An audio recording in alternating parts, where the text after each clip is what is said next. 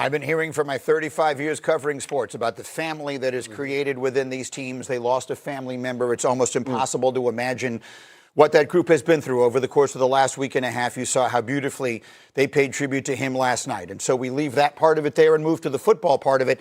This was a very impressive performance, albeit against a bad opponent. But, Dominic, you were making the point, it's not just that the defense was better, but what was it? They were overwhelming. They were dominant. It was very uncharacteristic of this Cowboys defense all year long. If this was the first time you watched the Cowboys, you would have thought this is a Super Bowl contender because they beat down this team. And, of course, the Raiders are not a good team, but they're an NFL team. And when you do that to any NFL team, especially up front, that D-line, it didn't seem to miss Micah Parsons last night. They pushed that line back all game long. And Graz, it was actually you in the meeting that made the point this morning. This was not a defense we've seen before. Right. The reason it felt like a different defense is that it is a different defense than the last time they played. These are 5 players that started for them last night that were either injured or were on different teams the last time the Cowboys played a game. They have completely overhauled this defense. Overshown and Revel making their season debuts. Hooker hadn't played since September, and then the top 2 guys were acquisitions at the trade deadline. So we have a Dallas defense that has been one of the very worst, if not the worst in the league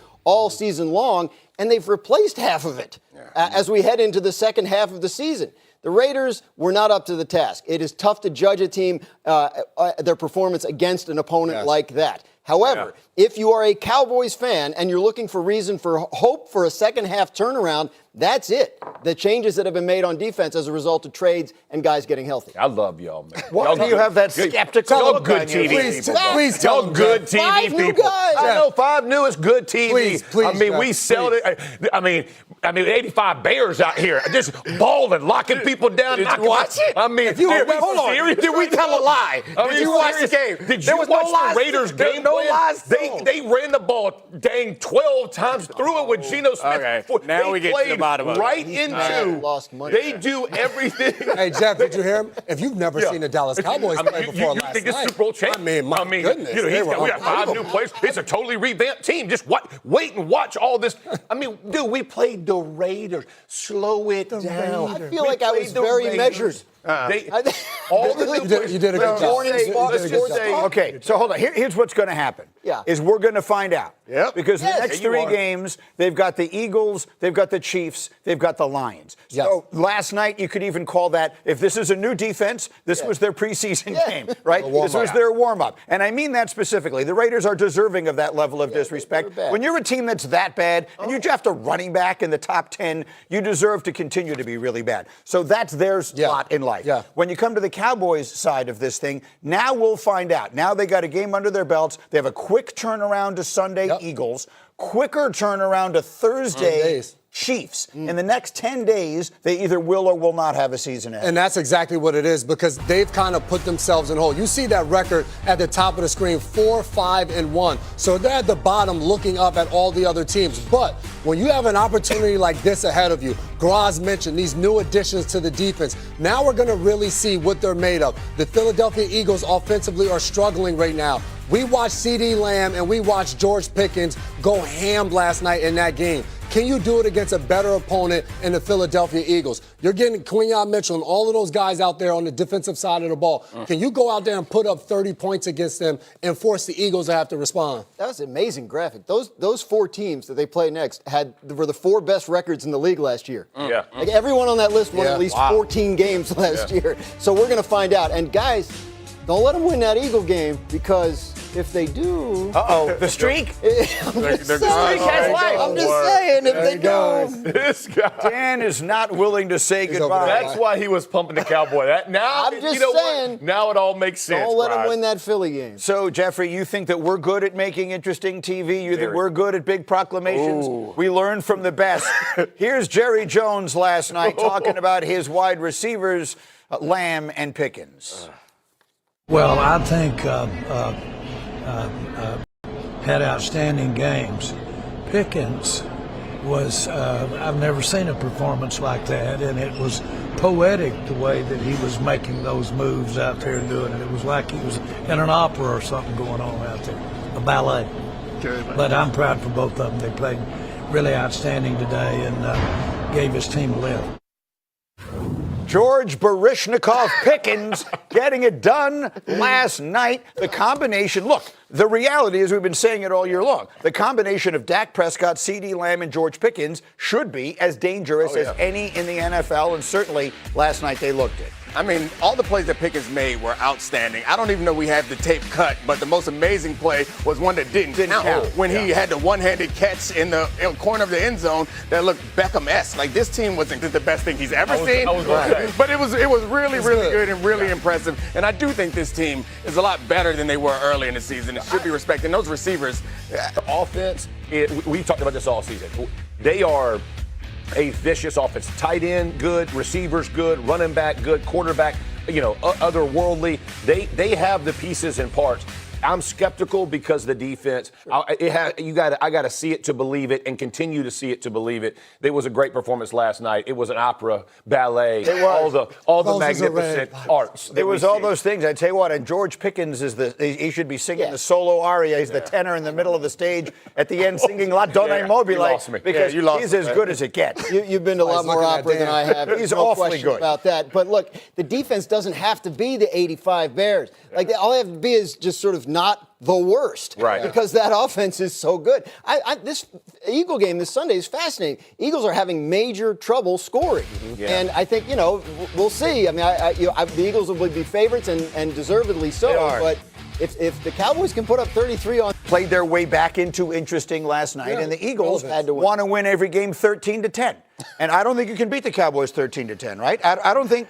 They find out. As good as that, I mean, look, the Eagles' defense has been ridiculously good.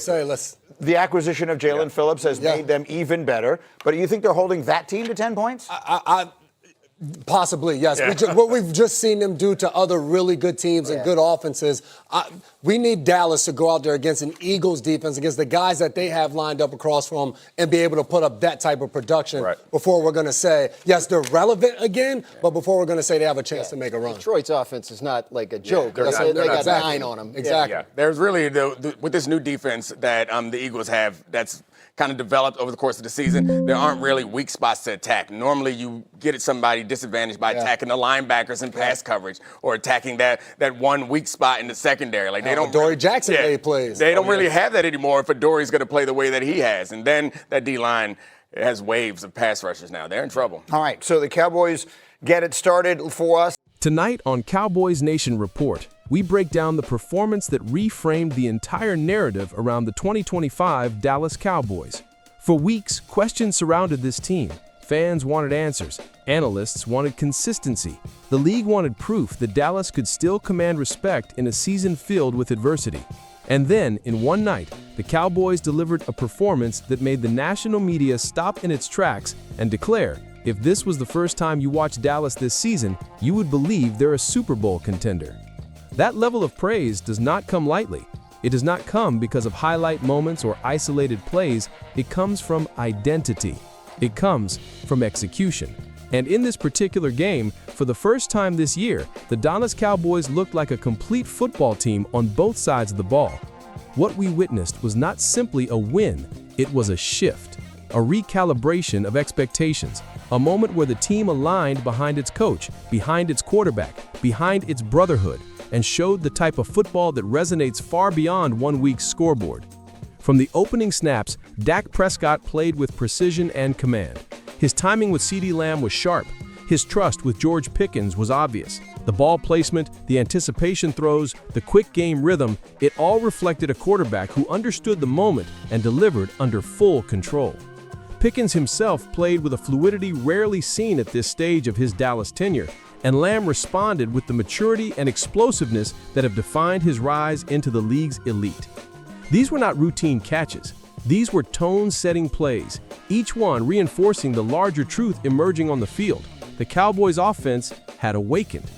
But the real statement, the force that changed the national conversation, came from the defensive side of the ball. For the first time this season, Dallas did not bend. For the first time this season, Dallas dictated the terms. The defensive line collapsed pockets, shut down running lanes, and forced the Raiders into desperation mode early. What made it even striking was the personnel behind the production. Overshone returned and played with the speed and range that made him a preseason standout. Revell made his season debut with instinctive impact. Hooker brought a layer of stability the back end had lacked. And the new acquisitions, most notably Quinn and Williams, played with the confidence of veterans already embedded in the system. This was not the same defense we saw in the opening stretch of the season. Not even close. This was a unit rebuilt on the fly, retooled with urgency, and re-energized by a coaching staff determined to turn a liability into a strength. And when the national broadcast crew said the team didn't even seem to miss Micah Parsons for that one night, it wasn't meant as disrespect, it was a reflection of how overwhelmingly physical the front seven played. That depth, that versatility, that renewed identity, those are characteristics of teams that win late in the year. What stood out most, though, was the emotional composure. This game carried weight. The Cowboys had lost Marshawn Nian just days earlier. They were carrying the grief, the shock, the weight of losing a teammate far too soon. And instead of breaking under that pressure, the team rallied around each other. They played with unity, intensity, and a level of purpose that reached beyond game plans and statistics. You could sense it in the sideline interactions. You could hear it in the post-game remarks. You could see it in the way every defensive snap was played with urgency. As the final whistle sounded and analysts reflected on what they had witnessed, the conversation shifted from skepticism to possibility. Some called it the most complete performance of the Brian Schottenheimer era. Others said the revamped defense showed flashes of what Dallas believed it could be back in August. Many agreed that Dak Prescott looked as poised and confident as he has at any point this season. And nearly all converged on the same sentiment. If the Cowboys bring this level of execution into the upcoming stretch, Eagles, Chiefs, Lions, then their season is far from over. This next three-game stretch will reveal who the Cowboys truly are, not because of the opponent's reputations, but because of the standard Dallas set for itself in this game. The energy was different, the communication was cleaner, the discipline was sharper. Complimentary football wasn't just a phrase, it was on full display. That is what legitimate contenders look like. That is what Super Bowl-level teams can consistently do. And while no single game guarantees a second-half surge, it does provide something this franchise desperately needed: momentum, a foundation to build on, a reminder that when this team plays fully aligned, offense, defense, special teams, they can compete with anyone in the league. The path forward will be difficult, but the potential is finally visible. The ceiling is no longer theoretical, it is tangible. So as we move into the most defining stretch of the season, Cowboys Nation should take this win not as a moment of surprise, but as a moment of possibility. This is what the Dallas Cowboys can be when they play clean, inspired, and unified football. And if they carry this standard into the weeks ahead, the rest of the NFC will feel the impact. This is Cowboys Nation Report. The conversation is shifting, the team is rising, and the story of the 2025 season may not be finished after all. Drop your thoughts below, hit like and subscribe for more coverage and analysis as we continue tracking this team's journey.